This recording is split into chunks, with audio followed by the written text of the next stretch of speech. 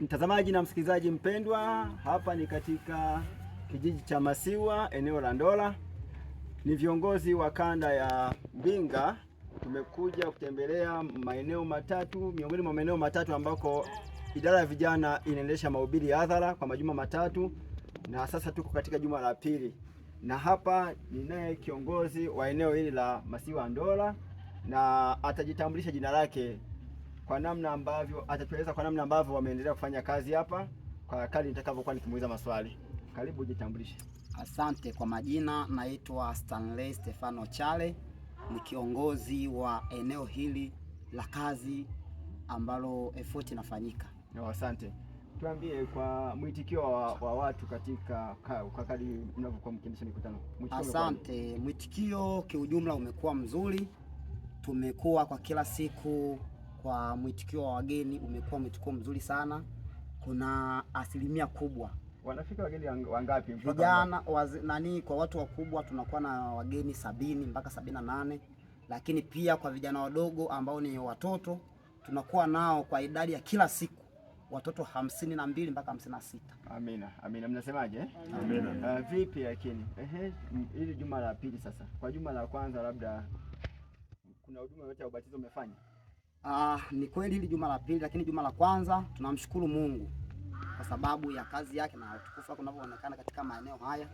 Kwa juma la kwanza tumefanikiwa. Mungu amejitwalia walio wake, watu 14 wamebatizwa katika juma la kwanza. Amina. Amina. Inaonyesha kuna matendo makubwa yatakuja huko mbele. Naam, asante. Labda sasa kwa swali la mwisho, labda nitaongea na mmoja wa wahudumu ambao ni wahudumu na mnenaji mkuu. Mwinjilisti atajitambulisha majina yake, lakini pia atuelezee kwa muda ambao amekuwepo hapa anajifunza nini katika eneo hili kwa ajili ya kazi ya Mungu. Karibu jitambulishe, lakini pia tuelezee uzoefu wako mfupi. Asante sana. Kwa majina ninaitwa Mwinjilisti Yona Nikas. Ninatokea katika kanisa la Adventista wa Sabato Madaba, mtaa wa Madaba. Hivyo ninamshukuru Mungu kwanza kwa kunifikisha katika eneo hili la Ndola. Kiukweli ninayaona matendo makuu ya Mungu. Amina. Vile ambavyo Mungu alivyoumba mbingu na nchi, hata katika Ndola yako mengi ambayo Bwana amewabariki. Kati ya mambo ambayo mimi nabarikiwa nayo kupitia mikutano hii au kupitia eneo hili la wakazi wake ni pamoja ni kwamba watu wa Ndola ni wakarimu kupita kiasi. Ukarimu wao labda unaweza kutuambia kupita kiasi?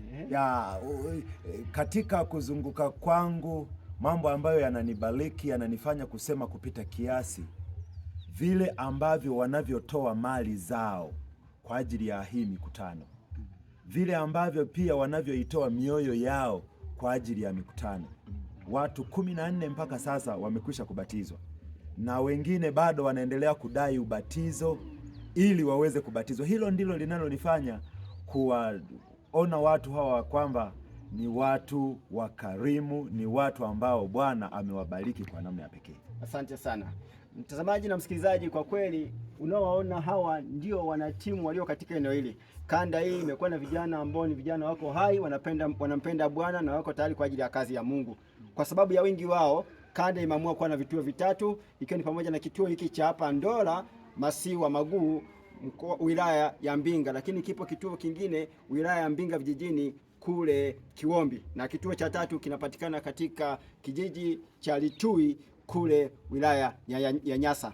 Nikiripoti kutoka Ndola Maguu ni Mwinjilisti na Mwalimu Zakaria Bernard Mtobesia wa Tumaini katika Tufani TV. Bwana akubariki sana.